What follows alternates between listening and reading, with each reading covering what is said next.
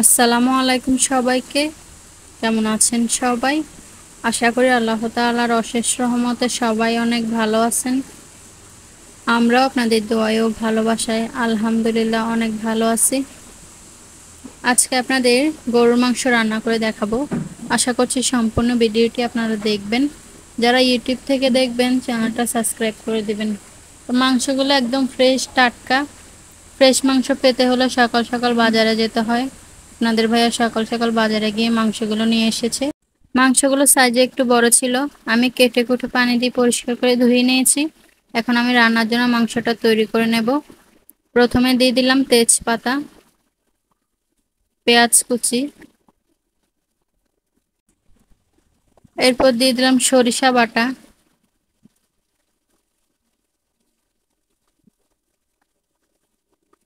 রসুন বাটা, আদা বাটা, হলুদের গুঁড়ো,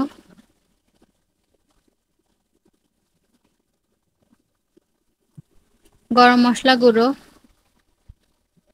এই গরম মশলা গুঁড়োতে জয়িত্রী, জায়ফল, লং, এলাচ সবকিছু আছে, এটা বাসায় তৈরি করি। লবণ দিয়ে দিলাম, মরিচের গুঁড়ো,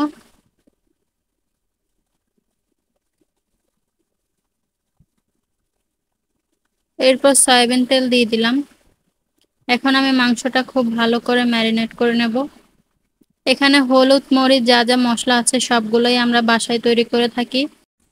মিল থেকে মেশিন দিয়ে গুঁড়ো করে আনি। মাংসটা খুব ভালো করে ম্যারিনেট করা হয়ে গেছে।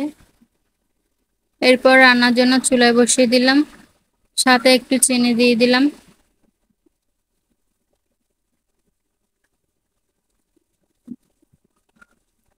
কিছুক্ষণ পর সয়া সস দিয়ে দিলাম।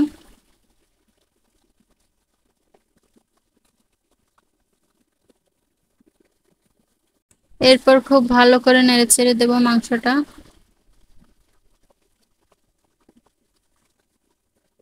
খুব ভালো করে নেড়েচেড়ে দেওয়ার পর ঢাকনা দিয়ে ঢেকে মাংসটা বেশ কিছুক্ষণ কষিয়ে নেব। মাংসটা বেশ কিছুক্ষণ কষানোর পর কিছু গোটা গরম মশলা দিয়ে দিলাম, সাথে টমেটো বাটা দিয়ে দিলাম। এইভাবে টমেটো বাটা দিয়ে কে কে গরুর মাংস রান্না করেন কমেন্ট করে অবশ্যই জানাবেন। এরপর খুব ভালো করে নেড়েচেড়ে আবারও ঢাকনা দিয়ে ঢেকে আরো কিছুক্ষণ কষিয়ে নেব। গরুর মাংস আমরা একটু বেশিক্ষণ কষাই যাতে করে খুব ভালো করে নরম হয়ে যায়, খেতে দারুণ লাগে। কষানোর পর রান্নার জন্য পর্যাপ্ত পরিমাণে পানি দিয়ে দিলাম। এই পানিতেই রান্না হয়ে যাবে।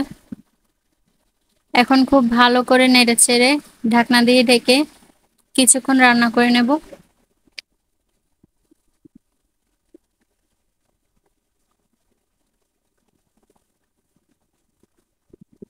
বেশ কিছুক্ষণ পর ঢাকনা খুলে একবার দেখে নেব। আমার রান্না প্রায় শেষের দিকে, আর 5 মিনিট রেখে নামিয়ে পরিবেশন করে নেব। সব শেষে দেখুন একবার। গরুর মাংসের রেসিপিটা কেমন লাগছে কমেন্ট করে অবশ্যই জানাবেন। ভালো লাগলে একটি লাইক অবশ্যই দেবেন। তো আজকের ভিডিওটা এই পর্যন্ত। সবাই ভালো থাকবেন, সুস্থ থাকবেন আর আমাদের জন্য দোয়া করবেন। আল্লাহ হাফেজ সবাইকে।